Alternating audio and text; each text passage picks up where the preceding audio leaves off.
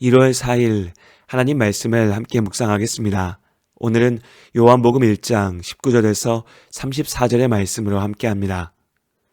우리가 어제 나누었던 대로 요한복음은 예수님께서 생명의 빛이 되시는 말씀이라 선포하고 있습니다. 또한 하나님의 독생자이신 예수께서 하나님이시며 우리를 구원하시고 예수를 믿고 영접하는 우리를 하나님의 자녀가 되게 하신다는 하나님의 약속을 선포합니다. 이제 이어지는 말씀들에서 구체적으로 예수 그리스도께서 행하시고 이루신 일들에 대해서 전합니다. 그 시작은 예수가 그리스도이심을 증거한 세례 요한에 대한 이야기입니다. 광야에 머물며 오로지 하나님의 뜻을 쫓아 행하고 선포했던 세례 요한의 삶은 당시 많은 유대 사람들에게 큰 울림을 주었습니다. 요한은 죄를 회개하고 하나님께로 돌이키라 외치며 세례를 베풀었지요. 세례 요한의 외침은 회개하는 자에게는 하나님께로 돌아오라는 부르심이었고 죄에 사로잡힌 자들에게는 거리끼는 찔림이었습니다. 많은 사람들이 회개하고 세례받기 위해 요한을 찾았습니다. 또한 많은 사람들이 저가 누구이기에 이런 일들을 행할 수 있는가 의문을 가졌지요. 그리고 유대의 종교 지도자들은 제사장들과 레위인들을 보내 이 질문에 대한 답을 찾으려 했습니다. 요한에게 찾아온 그들이 묻습니다. 네가 누구냐? 의도를 알기 어려운 질문이었으나 세례 요한은 분명하게 답합니다. 요한이 드러내어 말하고 숨기지 아니하니 드러내어 하는 말이 나는 그리스도가 아니라 한데. 세례 요한은 자신을 찾아온 이들의 의도를 이미 짐작하고 있었습니다. 어쩌면 이들 외에도 많은 사람들이 그에게 물었던 질문일 수 있습니다. 하나님께서는 구약의 여러 선지자들을 통해 하나님께서 보내실 구원자에 대해 이미 약속하셨습니다. 그러나 그 약속은 사람들의 기대처럼 빨리 이루어지지 않았죠. 말라기 선지자 이후 400년 동안 유대인들은 하나님의 침묵 앞에 있어야 했습니다.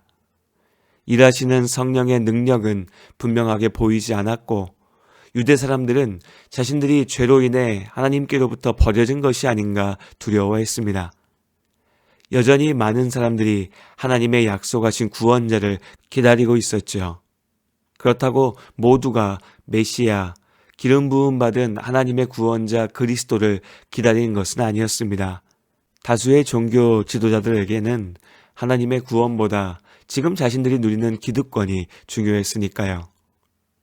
오늘 세례 요한에게 내가 누구냐라고 물은 건 역시 그가 구원자 그리스도이기를 바라고 물은 것이 아닙니다. 이후에 예수님께 행하는 일들에서 볼 수 있듯이 이들은 스스로 만족했기에 구원자를 원하지 않았습니다. 오히려 하나님의 구원자라도 자신들에게 손해가 될 것 같으면 죽여서라도 그 길을 막으려 했죠. 여러모로 세례 요한의 삶은 구약의 선지자들을 통해 주신 하나님의 예언의 말씀들을 떠올리게 했습니다. 그러나 요한은 약속하신 구원자가 아니었습니다. 그렇기에 나는 그리스도가 아니라고 대답했지요. 사람들이 다시 묻습니다. 또 묻되 그러면 누구냐? 네가 엘리야냐? 이르되 나는 아니라. 또 묻되 내가 그 선지자냐? 대답하되 아니라. 사람들의 연이은 질문들은 모두 하나님께서 약속하신 구원자 메시아와 관련되어 있었습니다. 메시아는 문자적으로 기름 부음 받은 자를 뜻합니다.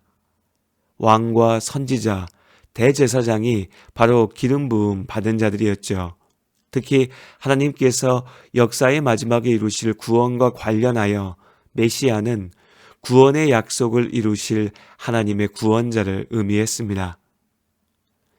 구약의 마지막에 있는 말라기서 4장에서 말라기 선지자는 하나님의 크고 두려운 날, 곧 구원의 날이요 심판의 날이 이르기 전에 하나님께서 선지자 엘리야를 보내실 것이라고 예언합니다.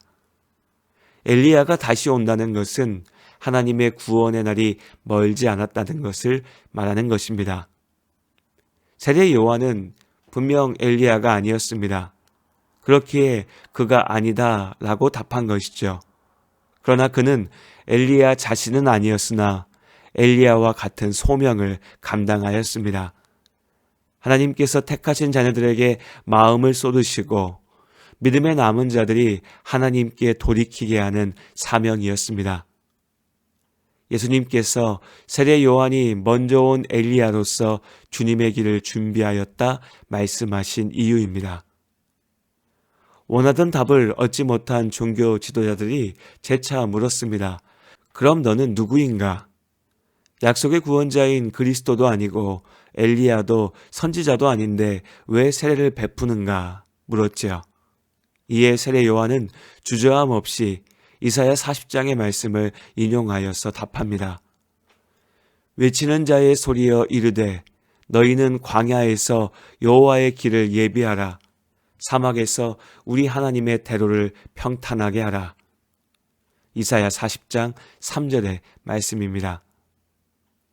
선지자 이사야는 하나님의 구원 계획, 죄악을 용서하신다는 구원의 약속에 대해 예언하며 오실 구원자의 길을 준비할 사람에 대해 말하였습니다.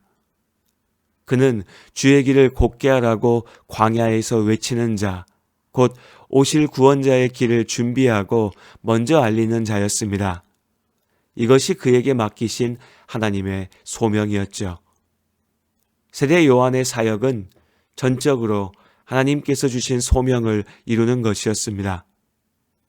사실 그는 예수가 누구이신지, 구원이 어떻게 이루어질지도 직접 알지는 못했습니다. 그러나 하나님께서 명령하신 일이기에 선포하였고 준비하였죠. 요한이 행한 사역의 분명한 특징은 죄에서 회개하는 세례였습니다. 그러나 요한은 또한 분명히 말합니다. 자신은 단지 물로 세례를 베풀 뿐이며 이 또한 자신의 뒤에 오실 분을 나타내기 위함이었습니다. 오실 분은 하나님의 성령으로 세례를 베푸실 것입니다. 질문을 던지던 종교 지도자들이 떠나간 후 예수님께서 요한이 회개의 세례를 베풀던 자리에 오셨습니다. 그리고 예수를 본 세례 요한이 외칩니다. 보라, 세상 죄를 지고 가는 하나님의 어린 양이로다. 다시 말씀드리지만 세례 요한은 누가 하나님께서 약속하신 구원자인지 예수님께서 누구신지 알지 못했습니다. 그러나 하나님께서 주신 증거들이 있었습니다. 예수님께서 세례받기 위해 요한에게 오셨을 때 성령이 비둘기같이 내려와서 그의 위에 머물렀습니다. 하나님께서 요한에게 말씀하신 대로였습니다. 이 모습을 보고 세례 요한은 예수님께서 자신이 바라고 그의 길을 준비하던 메시아 그리스도이심을 알았습니다. 세례 요한의 증언을 통해 예수가 누구이신지 또 무엇을 이루실 것인지 보다 구체적으로 선포되었습니다. 그 말씀 그대로 예수님께서는 죄를 이기시고 하나님의 구원을 이루시기 위해 이 땅에 오셨습니다. 사실 이때만 해도 세례 요한 역시 십자가 복음을 온전히 알지 못했지요. 그는 그저 예수님께서 죄를 이기시고 하나님 나라의 완성을 이루실 것이라 믿었습니다.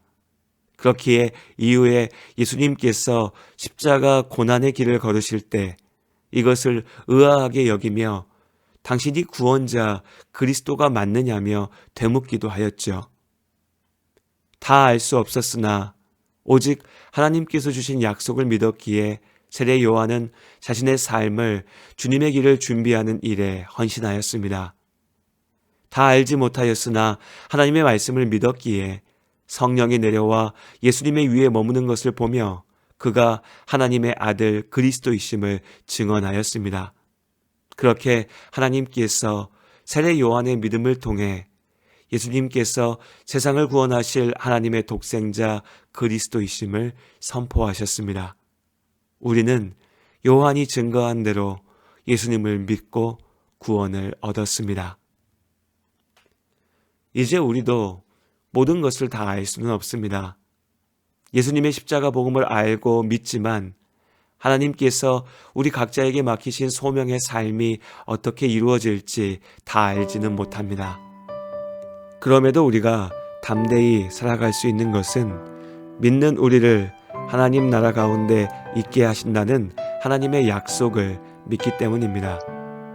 다 알지 못해도, 다 보지 못해도 나보다 나를 더 사랑하시는 하나님, 나를 가장 완전한 길로 인도하시는 하나님을 믿기에 오늘도 우리는 담대히 삶의 걸음을 내딛습니다. 다 표현 못해도 나 표현하리라. 다 고백 못해도 나 고백하리라. 다 알 수